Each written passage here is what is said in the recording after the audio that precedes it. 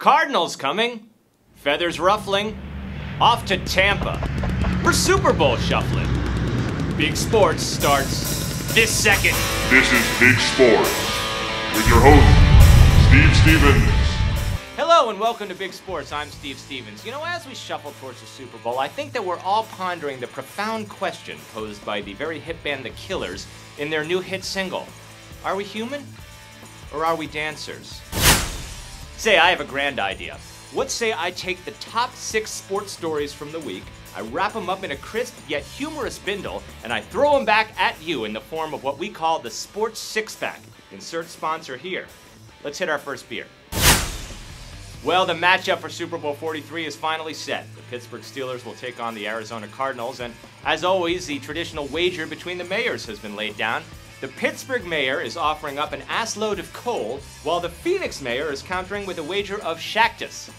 You know, it was a bummer in the last round. The Baltimore mayor was offering up crab meat, but it was the kind spelled with a K. Meanwhile, NFL executives and the networks were upset because this past weekend featured neither of the media darlings known as the Manning brothers. Bad for ratings. In fact, I think the only person happy that neither of the Manning brothers are still in the playoffs is the eldest Manning brother, Cooper, the accountant. As for right now, he's pretty sure that mommy and daddy love him bestest. Meanwhile, in baseball, the Hot Stove League is heating up. Pitcher Derek Lowe just signed a 4-year, $60 million contract with the Braves. Now, Lowe's previous claim to fame was that he was romantically linked to Fox Sports anchor Carolyn Hughes. But lest you think he's the only one involved with a female sportscaster, guess who's been mixing up the matzo brie with CBS's Bonnie Bernstein? Shinga.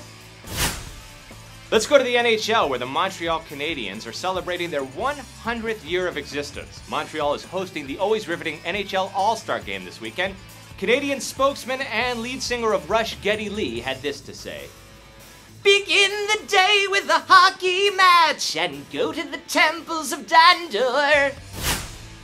For our 5th beer, we like to bring you news from left field. That is, events that take place outside the playing field, or in this case, outside the track.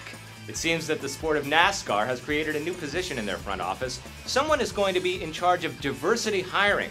That means this year's driver in the Sprint for the Cup will sport a slightly different look. Instead of having a mustache of salt and pepper, it'll just be pepper. No salt. And finally, let's go to the NBA. Billionaire and Dallas Mavericks owner Mark Cuban has been fined $25,000 by the league for storming the court and getting into an argument with Denver Nuggets guard J.R. Smith. It seems that Smith borrowed Cuban's jorts without permission. Uncool, JR. Uncool. For Big Sports, I'm Steve Stevens. Keep it crispy.